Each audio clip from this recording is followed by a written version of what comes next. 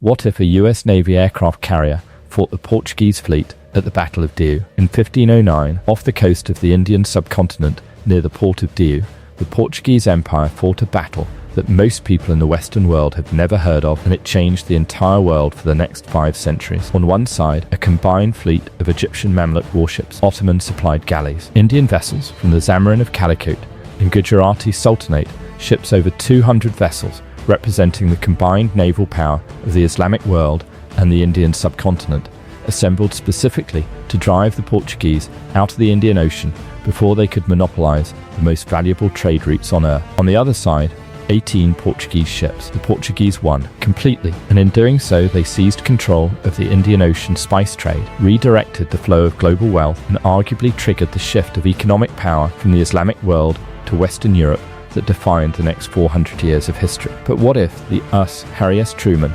appeared in the Arabian Sea the morning before that battle, not on the Portuguese side, but on the side of the combined Muslim fleet? Understand what the combined fleet at Diu actually represented, because it wasn't a disorganized mob of ships thrown together in desperation.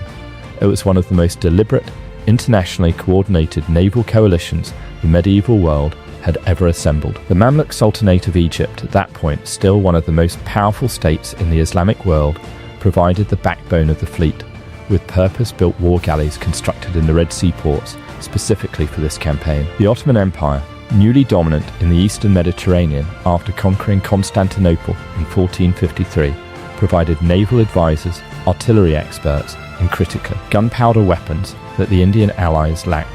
The Zamarin of Calicut brought fighting vessels from the Malabar coast, fast, maneuverable craft crewed by experienced Indian Ocean sailors who had been navigating these waters for generations. The Gujarati Sultanate provided logistical support and local knowledge of the Diu coastline itself. This coalition had assembled because every power in the Islamic and Indian world recognized the same thing simultaneously. The Portuguese, in less than a decade of Indian Ocean activity, had already disrupted the spice trade routes that had made Egypt, Arabia, and the Indian coastal states wealthy for centuries. If they weren't stopped here, at Diu, they wouldn't be stopped at all. The combined fleet outnumbered the Portuguese by more than 10 to 1. They had artillery, they had experienced commanders, they had motivation that couldn't be clearer. Their entire economic future was sailing on the outcome of this battle, and they lost anyway, because the Portuguese, under Francisco de Almeida, had better ship design, better gunnery, better tactical doctrine, and a ferocity born from the loss of his own son in a previous engagement. In roughly 4 hours of fighting, the Portuguese destroyed most of the combined fleet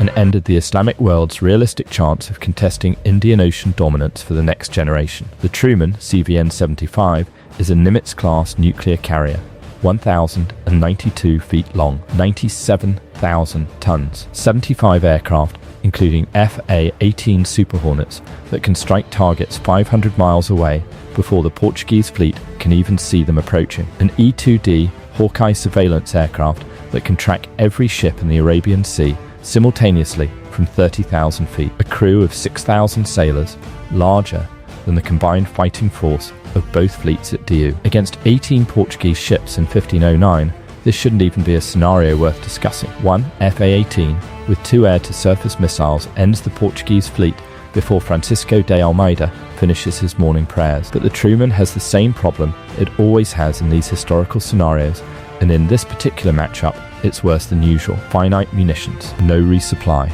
no logistics chain, no port in 1509 that can service a nuclear carrier, and a crew of 6,000 people who need food, fresh water, and medical care on a ship that was designed to operate as part of a strike group with logistical support vessels that don't exist here. More critically, the Truman's captain has no orders that cover this situation, no chain of command to call, and no rules of engagement for a 16th century naval battle in the Indian Ocean. He has 75 aircraft, enough firepower to reshape the history of the next 4 centuries, and absolutely no framework for deciding whether he should use any of it. That decision is the entire scenario. First contact the Truman appears in the Arabian Sea approximately 40 miles southwest of Diu on the morning of February 3rd, 1509, roughly 12 hours before the historical battle begins. The E-2D is already airborne, already mapping.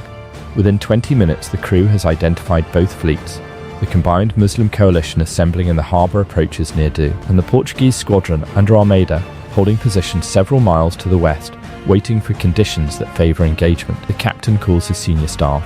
Nobody has a good answer about what to do. The ship holds position and watches. The Portuguese spot the crewman first. A lookout on Almeida's flagship reports a structure on the horizon that moves against the wind with no sails. Almeida sends a fast caravel to investigate.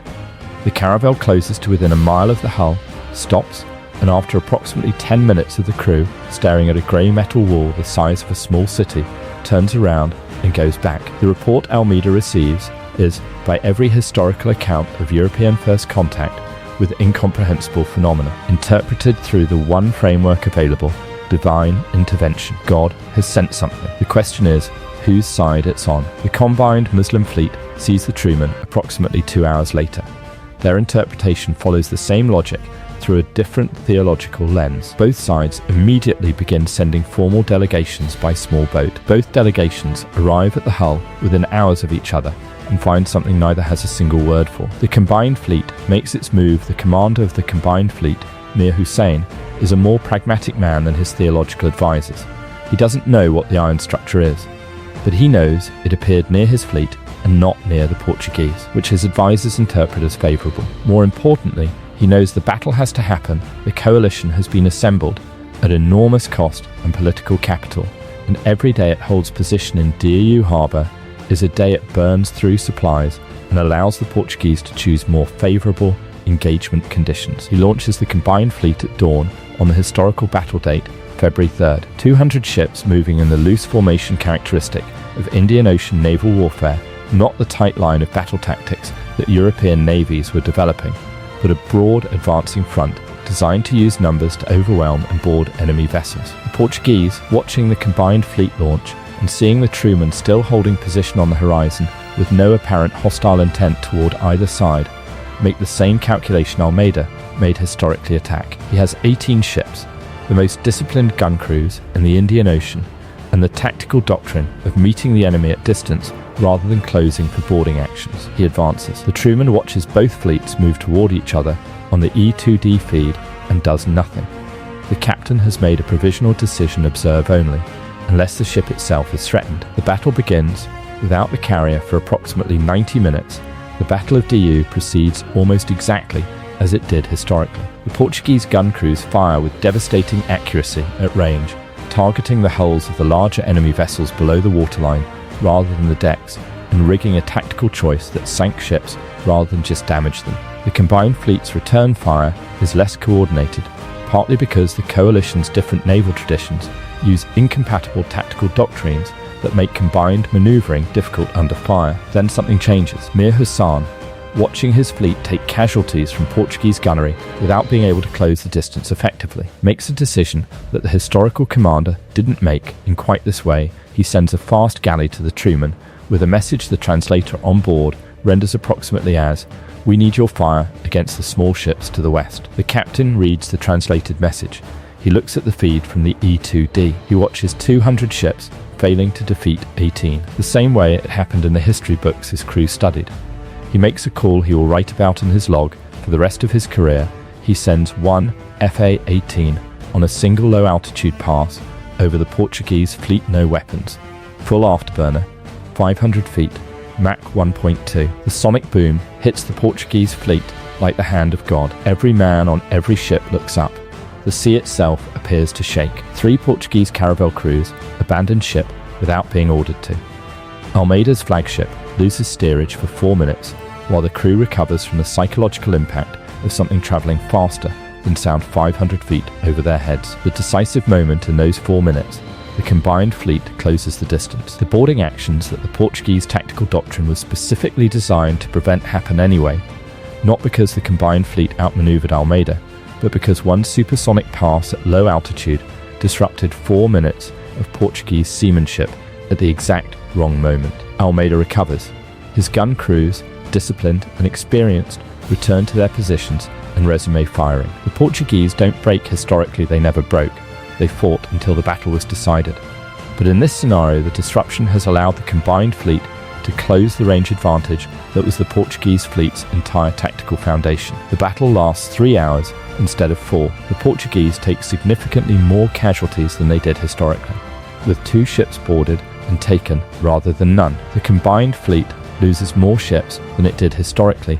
Almeida's gunnery is still deadly at any range, but the outcome is no longer a complete Portuguese victory. It ends, messily, as something closer to a draw, with both sides withdrawing with significant losses. The Truman has fired no weapons. One aircraft made one pass, and the history of the Indian Ocean spice trade, and possibly the next 4 centuries of global economic power, pivots on 4 minutes of disrupted Portuguese seamanship. The carrier technically did almost nothing. One aircraft, no weapons.